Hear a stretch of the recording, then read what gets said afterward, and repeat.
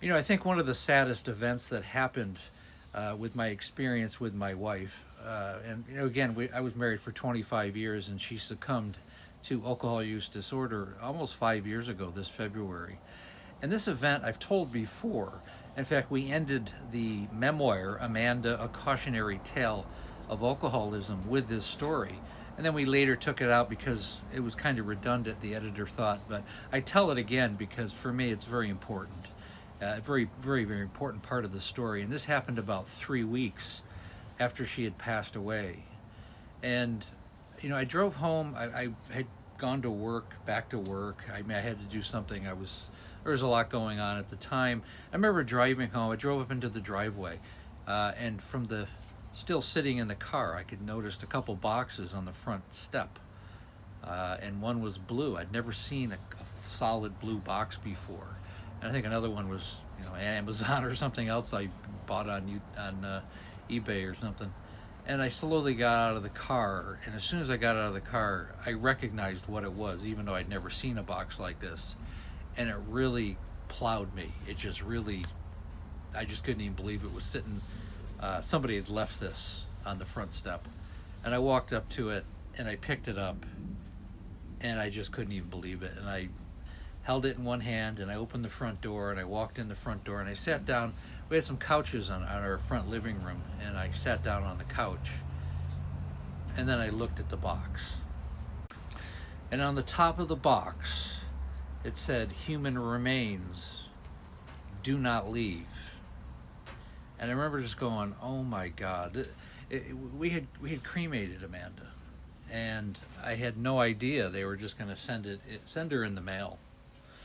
And to find it on the doorstep, it was really just kind of the last slap in the face.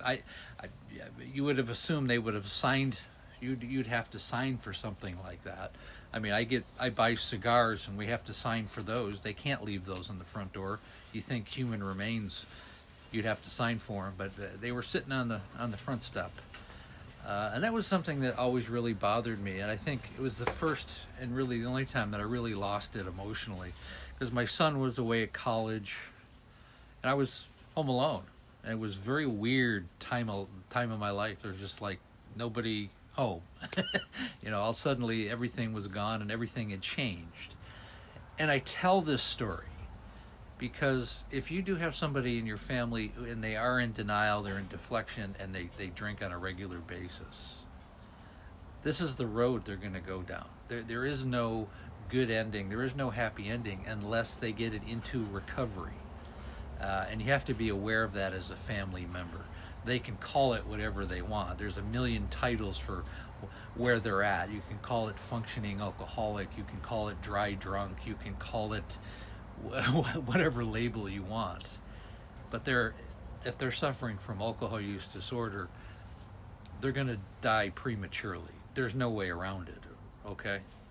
And a large part of this page, and the reason why I do these, is because it's very motivating. You don't want other people to experience what you've experienced.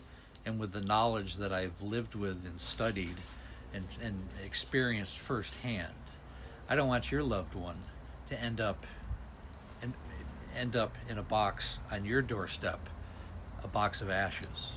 Because after 25 years of marriage, all I had left was a box of ashes.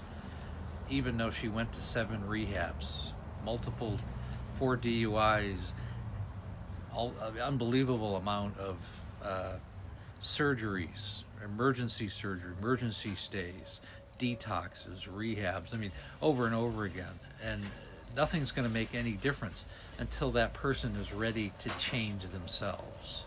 And you have to understand, as a family member, there's only so much you can do, and there is a point, whether if you do decide to stay with them, to make sure that this may be the result. A large part of the population who do suffer from this disease are not going to make it, and it's important to prepare for that ending. So I really hope, if you're a recovering alcoholic, that this inspires you to stay in recovery, because it's not worth it for your life and for the lives of the people in your life. If you're still an active alcoholic, I hope this gives you some insight into the direction that you're headed physically, emotionally, mentally, and psychologically. Understand that this is not a unique story. If you keep putting class 1 carcinogen into your body, it's going to wear down your organs and your brain. There's no escaping that, okay? So on that note, again, my wife's memoir is called Amanda, A Cautionary Tale of Alcoholism. Again, it's the story of my wife's 25-year decline with alcohol use disorder, and ultimately she succumbed almost 5 years ago. I really hope that resonates with a lot of people and a lot of families, because it's a family disease. And again, I go live Monday through Friday right around 6 o'clock Pacific Standard Time, 9 o'clock Eastern Standard Time. We have the Facebook group. It's called There's an Alcoholic in the Family. Again, link is in my link tree in my bio. And when you're ready to work with me one-on-one, set up a breakthrough call. It takes about 45 minutes or so. We're going to do a deep dive into what's going on with you. And then, make sure the person who needs the help is on the call. If you do make a call, make sure you show up and ready to go and have a nice quiet place to talk. The call is free. The program is definitely not. But I'm looking for people who are motivated to change their lives and the lives of their family. And again, thanks so much for listening.